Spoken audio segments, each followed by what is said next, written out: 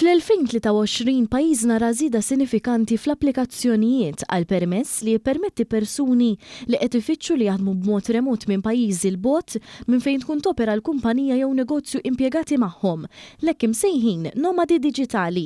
Dan tħabbar fil-Gazzetta Kulħadd fejn mal-Aġenzija Residenza Malta ġie konfermat li n-numri qed jiżdiedu sena b'sena minn meta bdiet din l-opportunità f'pajjiżna f'Ġunju tal-2021.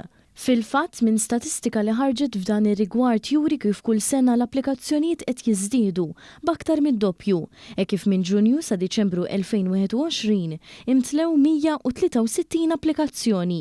Imbagħad fl-2022 imtlew kważi 500 applikazzjoni u fl-2023 imtlew 1037 applikazzjoni.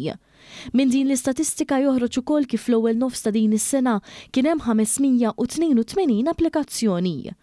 Il-Gazzetta Kulħadd spjegat li ħafna minn dawn il-ħaddiema ġejjin minn diversi pajjiżi minn madwar id-dinja, fosthom l-Asja, l-Istati Uniti, ir-Renju Unit u l-Afrika, u jaħdmu fuq sma varji bħall-IT, il-marketing, il-beħ bl-imnut online u l-edukazzjoni. L-applikanti huma meħtieġa li jkollhom tħul annwali minimu ta' 42,000 euro bl-infiq tagħhom proporzjonat ma' dan il-livell ta' tħul.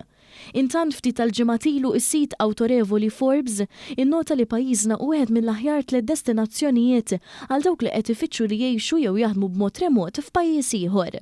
Fuq il-bażi tal-aħjar servizzi li jeżistu fil-pajjiżi rispettivi, partikolarment dawk tas-saħħa u sistemi diġitali, Malta segwit ġganti bħal Spanja u l-Ġermanja.